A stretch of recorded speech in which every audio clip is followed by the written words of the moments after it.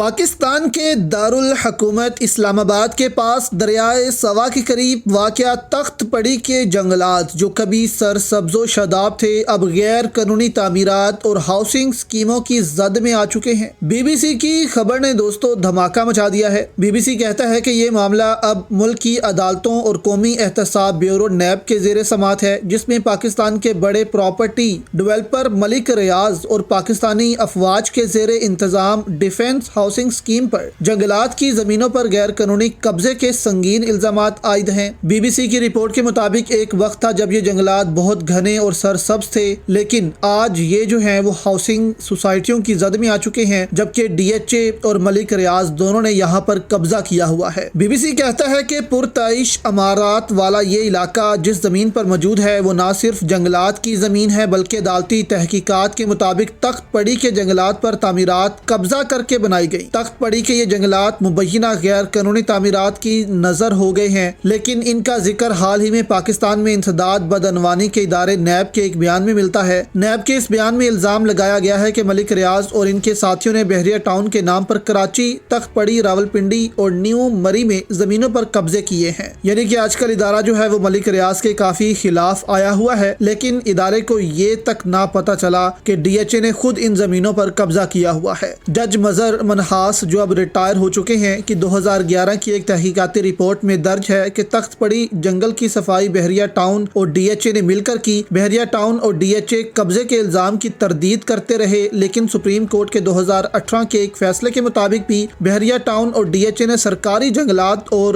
شاملات کی اراضی پر قبضہ کر رکھا ہے۔ ڈی ایچ اے ان جنگلات سمیت ملک میں کسی بھی جگہ پر قبضے کی تردید کرتا ہے۔ فوج کے زیر انتظام چلنے والے اس ادارے کے مطابق ڈی ایچ اے نے تخت پڑی سمیت جنگلات کی زمین پر بھی قبضہ نہیں کیا اور ڈی ایچ اے کا سیکٹر ایف بھی بحریہ ٹاؤن کی ملکیت میں ہے، یعنی کہ ڈی ایچ اے کا جو سیکٹر ہے وہ بھی بحریہ ٹاؤن کی ہی ملکیت ہے، ہم نے تو اوپر بس کالونی بنا دی۔ تو بی بی سی کی یہ رپورٹ دوستو دھماکے دار ہے۔ اب اس پر کیا آئی ایس پی آر کوئی انکوائری بٹھائیں گے کہ ڈی ایچ اے نے یہاں پر قبضے کیوں کیے ہیں، جبکہ پنجاب میں آج کل مریم نواز جو ہیں وہ انکروچمنٹ کروا رہی ہیں، لوگوں کی دکانیں ریڑیاں توڑ رہی ہیں کہ لوگوں نے فٹ پاتھ پر قبضے کیے ہوئے ہیں۔ تو کیا مریم نواز جو ہیں وہ اسلام آباد کی جو ڈی ایچ اے کی زمینیں ہیں وہ خالی کروا پائیں گی، جہاں پر سرکاری جنگلات تھے لیکن آج وہاں پر ڈی ایچ اے کی بڑی بڑی عمارتیں اور ہاؤسنگ سوسائٹیاں بنی ہوئی ہیں؟